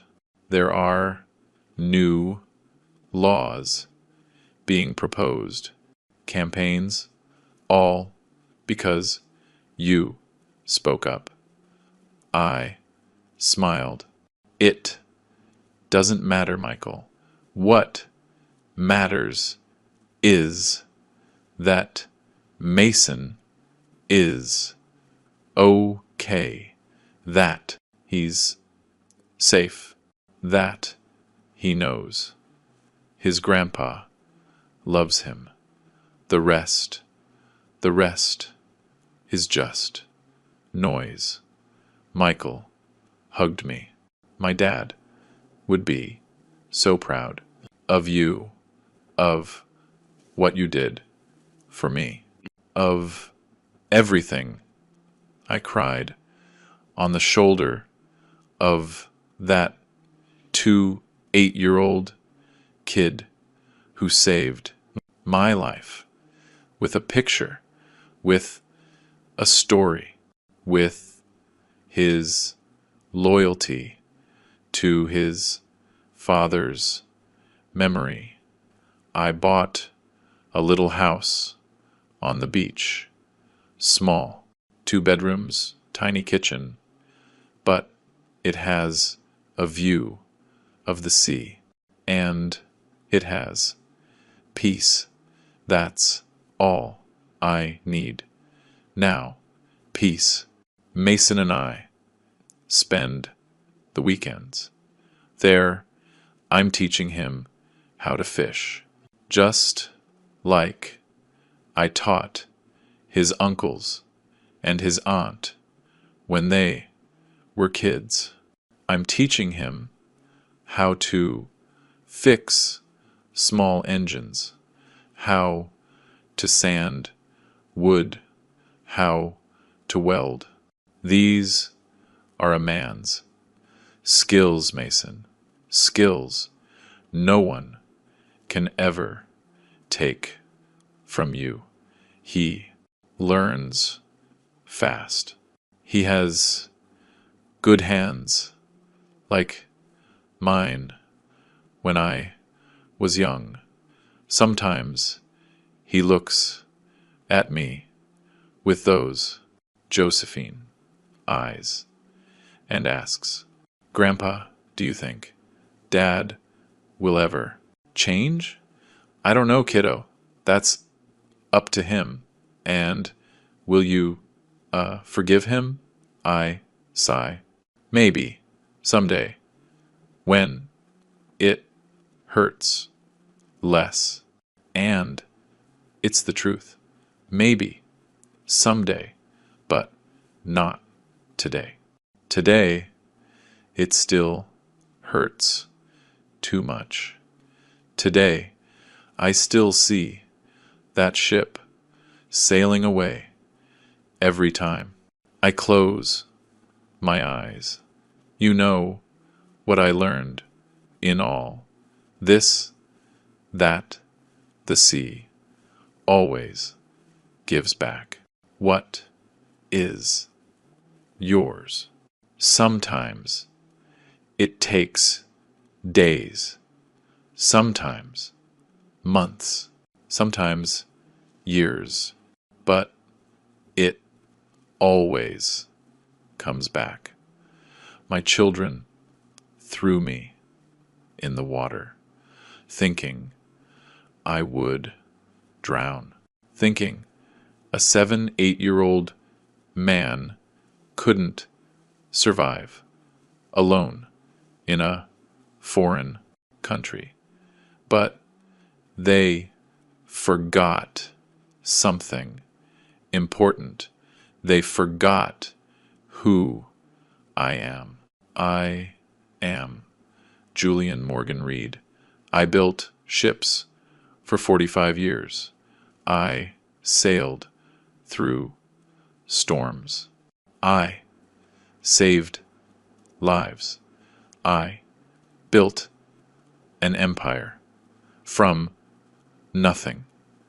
I am an old sea dog, and sea dogs, even when they're old, even when their knees are tired and their hearts are broken, they always know how to swim back to shore. They always find their way home.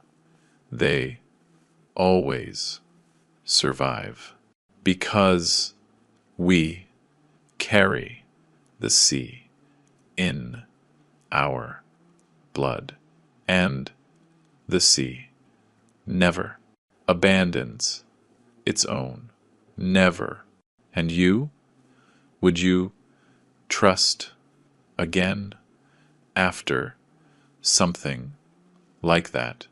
Or are there betrayals that kill something forever? How would you forgive the one who gave you life if that person left you for dead? If this story touched your heart, leave me a comment down below. Tell me, what would you do in my place? Like, share with someone who needs to hear this. Subscribe to the channel, William's Revenge Stories, because every day we tell a story that deserves to be heard, a life that deserves to be remembered. Thank you for staying with me until the end of this journey. Thank you for crying with me. End.com. Thank you for listening. I'll see you in the next story.